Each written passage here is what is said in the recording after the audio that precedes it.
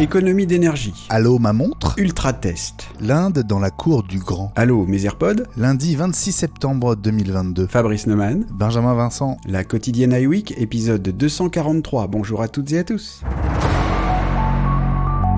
Et s'il n'y avait simplement pas de keynote du tout en octobre, c'est la théorie de Mark Gurman de Bloomberg, selon qui Apple pourrait annoncer les prochains Mac et les prochains iPad par de simples communiqués de presse, Fabrice. Alors, j'aurais envie de dire que, de toute façon, les événements auxquels on assiste quand ils sont en vidéo, finalement, ce sont déjà des communiqués de presse.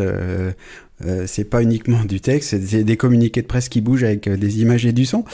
Mais enfin, ça reste quand même presque des grandes 1 heure ou 1 heure et demie presque de publicité. Alors voilà, peut-être qu'ils ont annoncé tout ce qu'ils avaient envie d'annoncer pour cette année. On sait aussi qu'ils avaient reçu quelques critiques sur donc la dépense énergétique pour faire venir tout un tas de monde dans leur quartier général. C'est peut-être aussi pour ça. Et puis finalement ils ont peut-être pas de produits si importants que ça à annoncer. Alors voilà. Est-ce que ça veut dire qu'on pourrait avoir par exemple une simple évolution des processeurs ? Point barre. Alors voilà, du coup on en est au M2, avoir le MacBook Air M2 est déjà sorti, avoir un iPad avec la puce M2, du coup on sait déjà tout du M2. Finalement ce qu'on attend le plus des iPads, semble-t-il, c'est plus des progrès logiciels, et en plus on sait qu'ils ont quelques soucis à mettre au point Stage Manager par exemple sur iPad et pour iPadOS 16 et sur macOS 13 Ventura. Ils ont peut-être pas envie de trop insister dessus, et alors c'était pendant la pandémie, mais on se souvient que pour iPadOS 14.5 il y avait eu qu'une vidéo de présentation des nouvelles fonctions de clavier par exemple et de souris. Peut-être que ça suffira pour dire bon allez, on va dire que c'est prêt, Stage Manager, et on va vous le présenter comme ça. Donc visiblement c'est en tout cas ce que pense Mark Gurman. On va voir, on saura plus bientôt. Alors l'année 2022 serait en réalité quasiment bouclée côté grosses annonces. Toutes celles qu'on attend, Fabrice, ne seraient finalement prévues que pour l'année prochaine. Il y a quand même quelques produits dans le pipe, comme on dit. Alors il y a des choses plus ou moins étonnante. Alors il y a le Mac Pro qu'on attend comme le Messie qui ne vient pas et qui serait donc décidément en retard entre guillemets par rapport aux annonces prévues d'Apple et notamment de la transition vers les puces Apple. Le MacBook Air 15 pouces aussi, on parle de ça fait un peu serpent de mer, ça fait pas mal de temps qu'on en parle. Les portables très fins avec un écran plus grand que le MacBook Air aujourd'hui, il y en a dans le monde PC depuis pas mal d'années, chez Dell notamment, XPS 15. Ça a l'air d'intéresser certaines personnes, mais c'est toujours pas prêt. Le HomePod, donc le HomePod qui serait pas un HomePod mini, mais un peu moins cher que le premier HomePod. Moi, je trouve que ça ressemble plus à quelque chose dont on a envie qu'à un produit qu'Apple a envie de faire. Alors, je me demande. Et puis, alors lui, il appelle ça l'iPad Pro 14 pouces. Je continue à appeler ça l'iPad Studio 14 pouces et demi, qui serait une grande tablette pour les dessinateurs, pour aller encore plus loin. Et puis il y a celui dont on a aussi parlé souvent dans iWeek, alors le grand iMac peut-être, parce que ce serait ça. Mais alors du coup on parle de M3, etc. Là on est dans les volutes. Des coupures du micro sur certaines Apple Watch série 8 et Ultra. Un message d'erreur apparaît dans certains cas avec Siri, avec la dictée ou même la détection d'un lavage de main, disant que la mesure audio est interrompue parce que le micro n'est pas accessible. La mise à jour 9.0.1 de WatchOS ne règle pas le problème, contrairement à un redémarrage de la montre, ce qui fait plutôt pencher Fabrice pour un bug logiciel. Oui, et je trouve que tous les nouveaux matériels qui ont été annoncés dernièrement souffrent quand même de quelques bugs, enfin de pas mal de bugs qui sont un peu gênants. Donc il y a la montre, on va parler d'un autre matériel un petit peu plus tard aujourd'hui. Il y a eu le problème d'appareils photo vidéo là qui vibrent un peu trop quand on utilise TikTok, etc. Ça fait quand même pas mal de temps qu'on parle des problèmes de qualité, de suivi de qualité chez Apple, et ça a l'air de se vérifier. C'est pour le moins dommage, et on pourrait presque être inquiet finalement, parce que les problèmes se multiplient. Et on évoquait tout à l'heure le problème de mise au point de Stage Manager. Tous ceux qui testent la version bêta d'iPadOS 16, du coup, sont pas contents de comment ça fonctionne et ça plante, etc. Et donc, c'est pas prêt. C'est censé sortir dans une semaine ou 2 ou 3. C'est vraiment, ça pose question quand même, tous ces problèmes de logiciels chez Apple. L'Apple Watch Ultra est-elle vraiment increvable ? Ce qui est sûr, c'est que la table a cédé sous les coups du marteau avant la montre. Plusieurs youtubeurs sont voulu tester les limites de la nouvelle Watch, y compris en mode bourrin, on va le dire, pour faire le show et pour attirer les clics, Fabrice. Ouais, alors je suis très d'accord avec la caractérisation de mode bourrin. Franchement, je vois pas à quoi ça sert un test pareil finalement, parce que et globalement les tests de chute. Ça n'a évidemment rien de scientifique.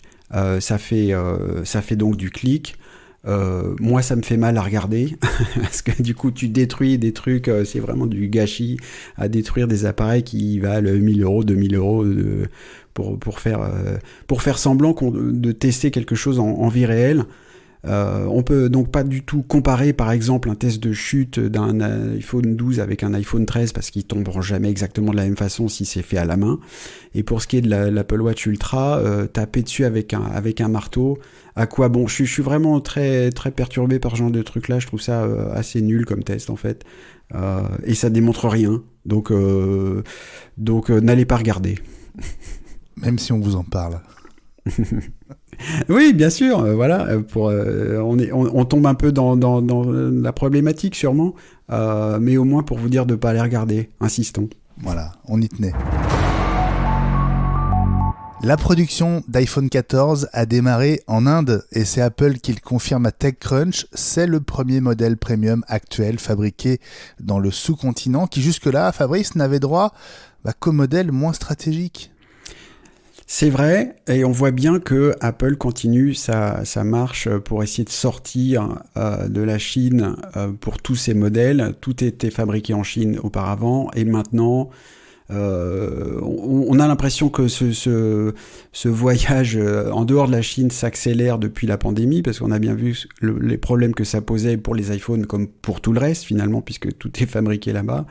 Il y a des choses qui sont déjà fabriquées au Vietnam, en Inde, on sait au Brésil, parce que le Brésil insiste beaucoup et rend même impossible la vente si c'est pas fabriqué sur place.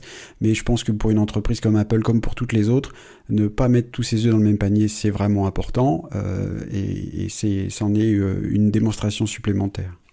Et à propos de l'iPhone 14, Mark Gurman de Bloomberg évoque la disparition de l'appellation Pro Max l'an prochain au profit d'un iPhone 15 Ultra comme l'Apple Watch. Alors on ne sait pas encore s'il s'agira d'un téléphone réellement nouveau et différent. Des coupures de connexion, cette fois sur les nouveaux AirPods Pro 2, des coupures intempestives. L'iPhone ou l'iPad indiquent que les écouteurs sont bien connectés, mais le son a disparu. Alors peut-être ces utilisateurs n'ont-ils pas encore eu la chance de pouvoir récupérer la mise à jour du firmware, la 5A377, dont on vous parlait vendredi, Fabrice. Eh oui, c'est bien le problème donc avec la mise à jour du firmware des AirPods, comme on dit à chaque fois. Pour essayer de faire la mise à jour, il faut donc, comme on sait, chanter, tourner autour de sa chaise et puis prier 5 minutes. Et donc, reparlons de ces problèmes de logiciel.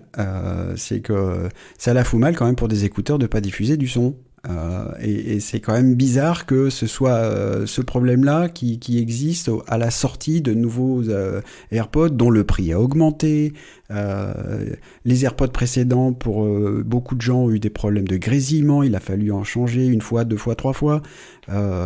C'est pas bon quoi pour des appareils qui coûtent 300 € maintenant en France.